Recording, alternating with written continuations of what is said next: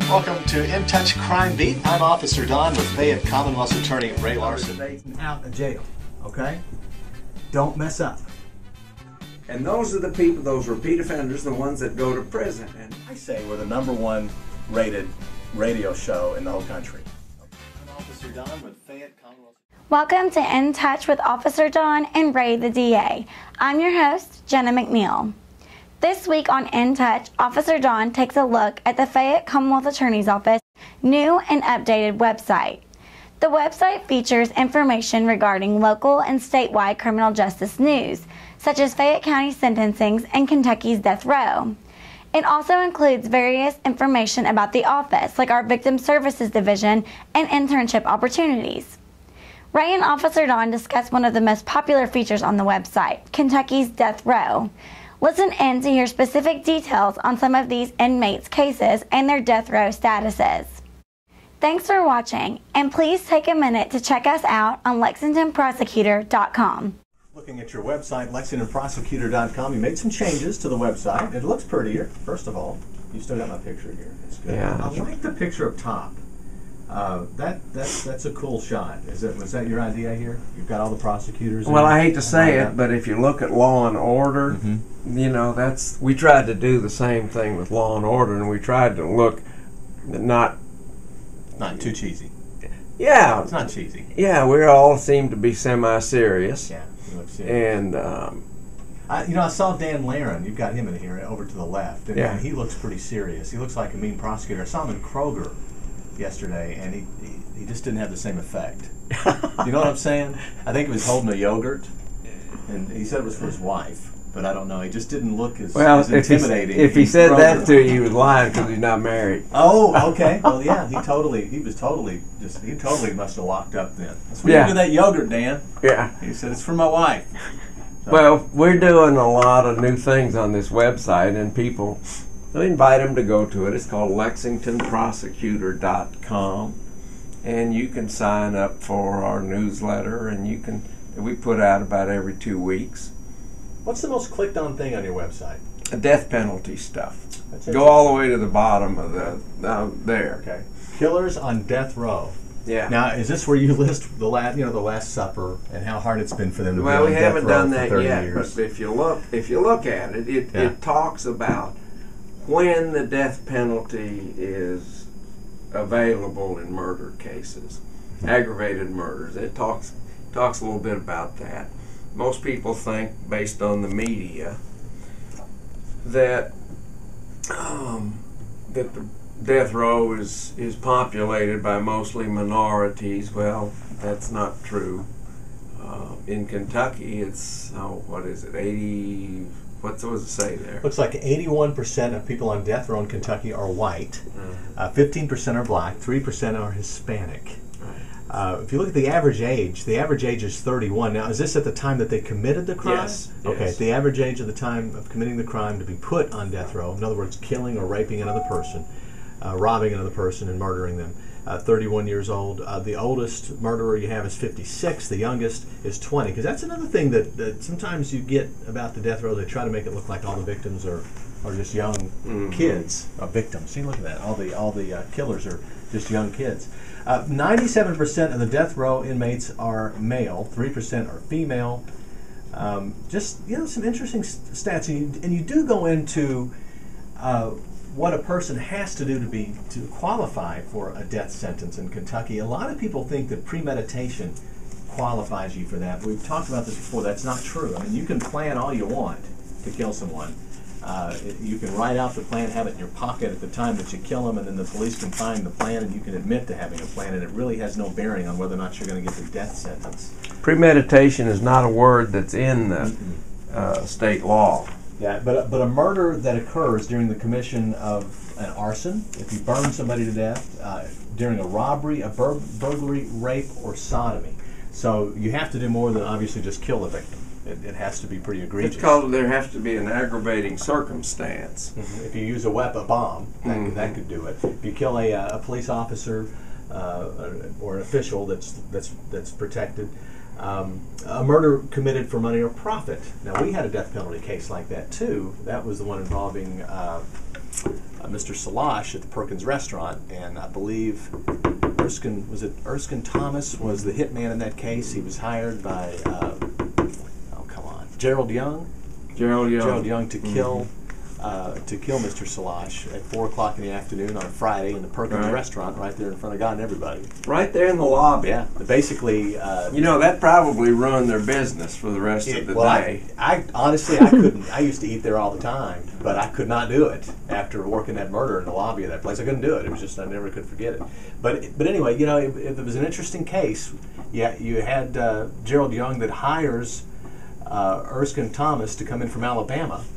They got a guy named Booney, that was his street name, to drive him up to the Perkins. Gerald had arranged a meeting with Salash. They were going to talk about drug dealing. And when Gerald walked up, he had Erskine pull up in a red Cadillac, jump out, and shoot him 5 times and kill him right there. And Gerald's thought process seemed to be that, well, if I'm there at the time of the murder, the police can't finger me for it. Because, hey, look, I'm right here. Oh, look, right in front of me, this guy walks up and kills my friend. Well, I had nothing to do with it.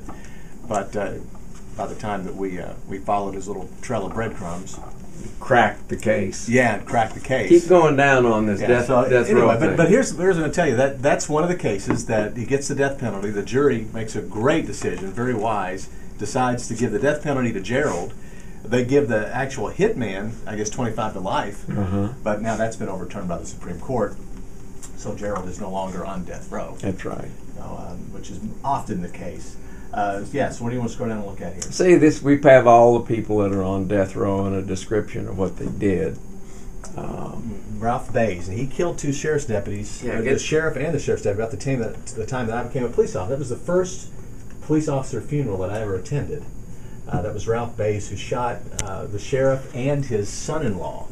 So, how awful! That's a girl lost her father and her husband at the same time. Go down to T.C. Bowling. T.C. Bowling, we remember him. He's the guy that killed the family. Well, killed the Earlys, right? Read what it says. In 1989.